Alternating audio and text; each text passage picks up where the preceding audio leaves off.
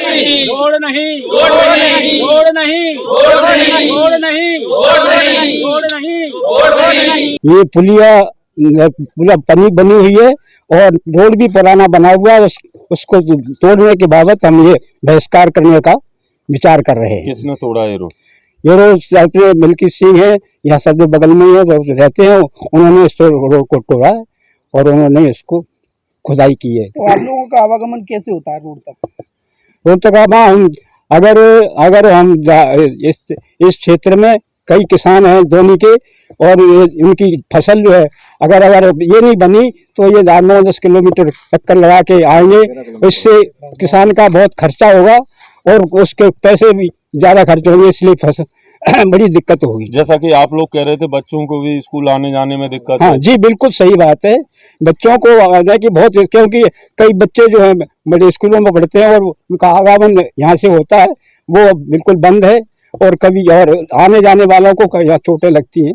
ये रोड है, उसके बाद एक निजी व्यक्ति द्वारा इसे रोका गया। आपने शासन प्रशासन से शिकायत करी है? जी हाँ, शिकायत करिए। हम कलेक्टर साहब के यहाँ गए और प्रतिनिधियों के पास भी गए।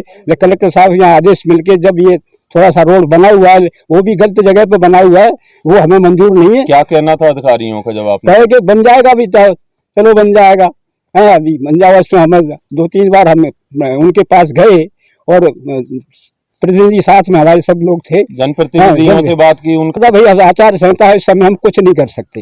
भरत सिंह जी अपने थे, उनके पास गए और भी गए कि इस समय हम नहीं कर सकते, हमारा उसमें दिक्कत नहीं। कितने गांव के लोग प्रभावित होते हैं सड़क? इस गांव के मेरे ख्याल 10 गांव के प्रभावित होते हैं, और यहाँ से काफी लंबा रास्ता करिया, इधर करिया और वहाँ तक ये मगरू तक जाते हैं, और इधर यहाँ से डबरा है। ये सब लोग ये आने जाने वाले यहाँ करीब चले जाते हैं। कौन से जनप्रतिनिधियों से आपने मुलाकात की थी समस्या को लेकर?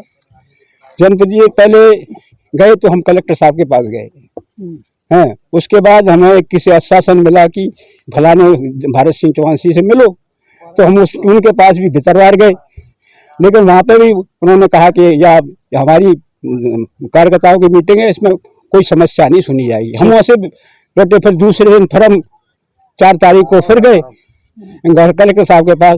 जब हमें आदेश मिला, वहाँ भारत सिंह उनके पास भी गए, भारत सिंह उनके पास, फिर हम कलेक्टर साहब के गए। कलेक्टर साहब ने आदेश दिया, तब वो ये प्रक्रिया हुई है जो आप देख रहे हैं।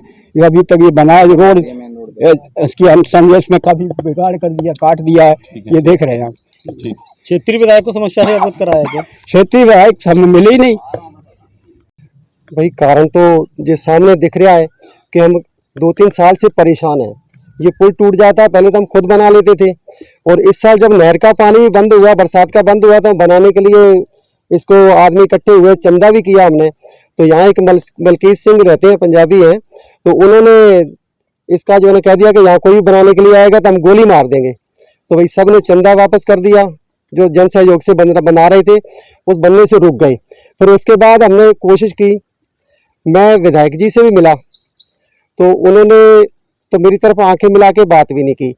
क्या है कि हम सिंधिया जी के साथ आए हुए हैं, तो हमारे साथ ऐसा तो हम सिंधिया जी के साथ आए हुए हैं, तो हमारे साथ ऐसा व्यवहार हो रहा है सौतेला कि जैसे कोई लेडीज आए तो उसके पीछे से कोई बच्चा आता है ना, उस तरीके से जो बीजेपी वाले हमें देखते हैं।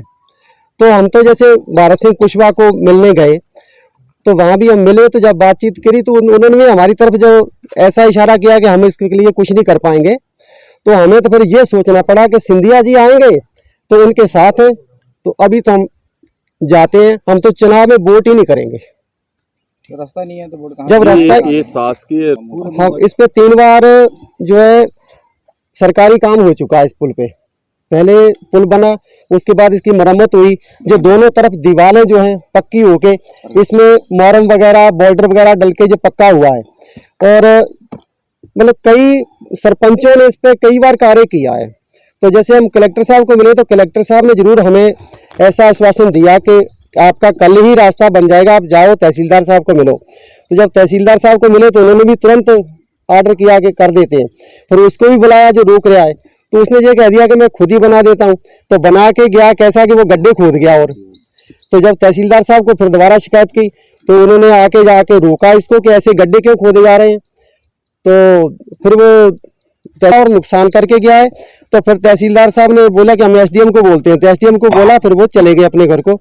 उसके बाद हम फिर दोबारा गए तो तहसीलदार साहब ने यही कहा कि भाई अब थोड़े दिन रुको और ठेकेदार ही उस पर काम करेगा। तो हमने कहा कि हमारी फसलें पकी हैं, लोग गरीब आदमी परेशान है, तो वो कैसे निकलेंगे, बच्चे निकल नहीं पा रहे, स्कूल भी चालू हो गए। तो स्कूल भी चालू हो गए, बच्चे जा नहीं पा रहे वहां से। तो उन्होंने कुछ ऐसा फिर आगे नहीं कहा। वो तो प्रशासन के प्रशासन अभी भी लोकसभा चुनाव। देखो वैसे तो 10 गांव का आना जाना है, पर बाकी लोग जो है कि यहाँ से ना आते हुए कहीं दूसरी जगह से भी निकल जाएंगे, तो हमें तो यहीं से निकलना। हम 2 गांव जो है वो तो हम बहिष्कार कर रहे हैं, हम तो वोट डालने नहीं जाए। गाँव क्या नाम है? ऐसा दोनी गांव है एक तो, और दौलतपुर का मौजा।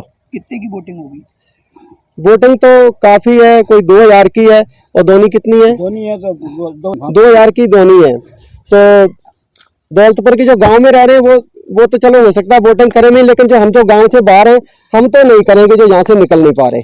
हमसे जुड़े रहने के लिए हमारे YouTube चैनल को सब्सक्राइब करें और नई वीडियो की नोटिफिकेशन के लिए बेल आइकॉन को दबाएं। अगर आप ये वीडियो Facebook पर देख रहे हैं तो लाइक जरूर करें और ज्यादा से ज्यादा शेयर करें। धन्यवाद।